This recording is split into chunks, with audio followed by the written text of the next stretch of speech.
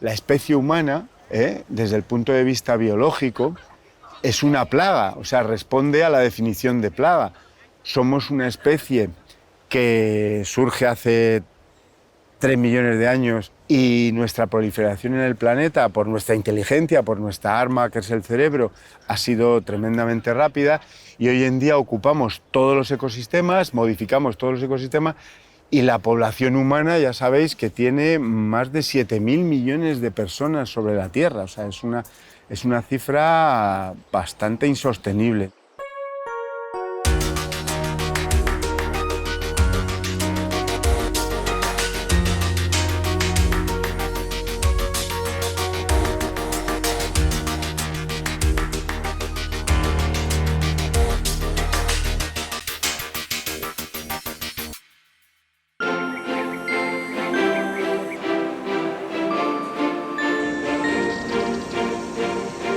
Una plaga es una proliferación de determinadas especies que se disparan su número de individuos por una fuente de alimento muy abundante en un momento concreto que encuentran un hábitat totalmente favorable para ellas. Existen varias definiciones sobre el concepto de plaga. Según la Real Academia Española, se define como la aparición masiva y repentina de seres vivos de la misma especie que causan daño en poblaciones animales o vegetales.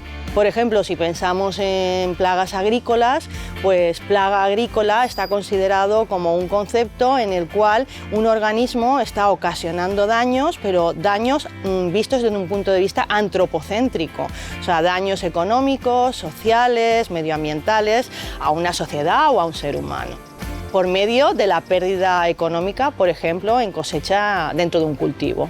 Podemos considerar que son alteraciones medioambientales que desembocan en desequilibrios medioambientales. ¿Quién está en el origen de estas alteraciones medioambientales? Pues fundamentalmente el hombre, la acción antrópica. Somos nosotros quienes estamos alterando el medio ambiente y estas alteraciones están produciendo desequilibrios medioambientales que están realmente en el origen de las plagas. Hoy en día se conocen plagas a todos los niveles, provocadas por microorganismos como virus o bacterias y por vertebrados como los roedores, aunque las más conocidas son sobre todo las de insectos y hongos. Y aunque el concepto de plaga realmente no ha cambiado demasiado con el paso del tiempo, lo que sí ha cambiado es la forma de abordar el problema, los métodos para controlarlas. La forma tradicional, por decirlo de alguna manera, de controlar las plagas ha sido recurrir a los productos químicos de síntesis, los insecticidas químicos de síntesis. Cuando se descubrieron, se desarrollaron y se empezaron a aplicar de forma masiva en la segunda mitad del siglo pasado, se pensó que era la solución ideal. Son baratos de producir, fáciles de aplicar y bastante eficaces. El problema fue que se empleó de tal manera que incluso se programaban tratamientos periódicos, hubiera insectos o no en el cultivo. Esto llevó a graves problemas ambientales, graves problemas de salud y además a seleccionar poblaciones de insectos resistentes a esos insecticidas. Dentro de las distintas herramientas o métodos de control encontramos, por ejemplo, pues el uso de plantas resistentes, modificando el genoma de la planta para que pueda ser más fuerte ante la lucha contra la plaga o la enfermedad. Están también una serie de métodos culturales, que son prácticas que debería llevar el agricultor a cabo durante la cosecha, sobre todo para intentar, pues eso, salvar el cultivo.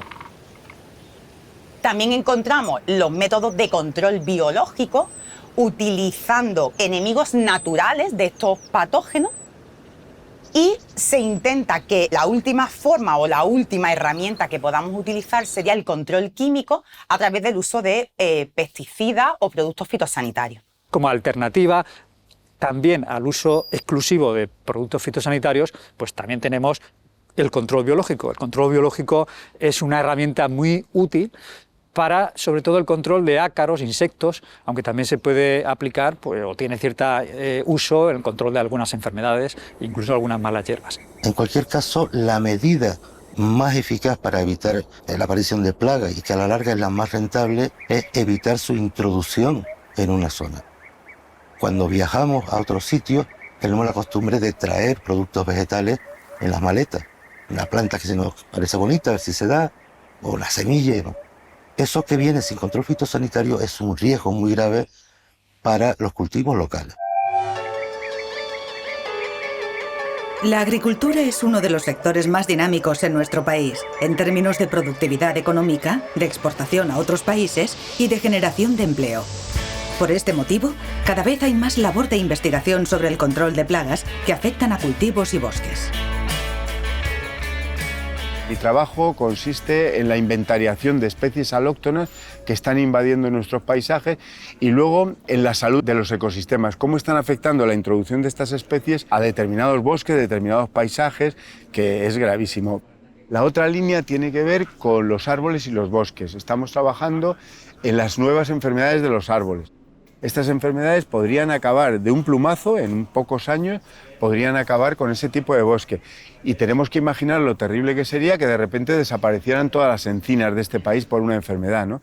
Esas son las famosas enfermedades nuevas, formadas por plagas fúngicas, plagas de insectos, y cómo eso se puede combatir sin fumigar con sustancias químicas peligrosas. En nuestro grupo de investigación llevamos trabajando casi 30 años en el tema de la protección vegetal, tanto a nivel de cultivo como plantas ornamentales, incluso en espacios naturales. Tratamos de buscar herramientas para realizar esa protección mediante control biológico o productos bioactivos derivados tanto de hongos endófitos como de plantas. Y en los últimos años hemos abordado el control de las plantas exóticas invasoras, pero desde el punto de vista de intentar controlarlas con métodos biológicos. Buscar plantas que produzcan determinados compuestos de metabolitos secundarios y valorar hasta qué punto esos metabolitos pueden ayudarnos o darnos una nueva herramienta para aplicarlo en el control de los cultivos. Nuestra investigación está basada en llevar a cabo un control químico lo más sostenible posible de dos enfermedades que son bastante importantes tanto en España como a nivel mundial, que son el oidio de las cucurbitáceas y la botrytis, producida por dos hongos que son Podophera santi y Botrytis cinerea respectivamente. Intentamos identificar nuevas dianas en el hongo, es decir, proteínas que sean importantes para el desarrollo de estos hongos, con la idea de diseñar nuevas moléculas antifúngicas para su control. Y por otro lado, intentamos conocer los niveles de resistencia a los fungicidas que tenemos actualmente autorizados en España para controlar estas enfermedades y poder ayudar a los agricultores a conocer pues cuáles funcionan, cuáles no funcionan y que no apliquen por aplicar. Nuestra investigación se centra en la resistencia a los efectos del cambio climático que presentan plagas como el picudo rojo de las palmeras y la paisandisia. Estamos muy interesados en conocer cómo estas plagas resisten mucho mejor que la mayoría de los insectos condiciones desfavorables ligadas al cambio climático. Conociendo los mecanismos fisiológicos globales que subyacen en esta resistencia a condiciones adversas, estaremos mucho mejor preparados para diseñar tratamientos más eficaces. El control biológico es más seguro para humanos y medio ambiente y tiene el potencial de ser más estable y durar más tiempo que otros métodos de control. La progresiva prohibición de numerosos pesticidas y fitosanitarios que se van retirando del mercado está permitiendo que muchos agricultores descubran las ventajas del control biológico. Hoy en día hay muchísimas posibilidades en la lucha biológica y la utilización de compuestos que no tienen ninguna consecuencia para el ser humano en el caso de las plagas agrícolas y también las plagas forestales. Utilización de hormonas sexuales que atraen a los machos y entonces bajan la fertilidad de esas plagas, como ocurre por ejemplo con la procesiónaria del pino, etc. Utilización de avispas que luchan o son parásitas de las larvas de esos insectos.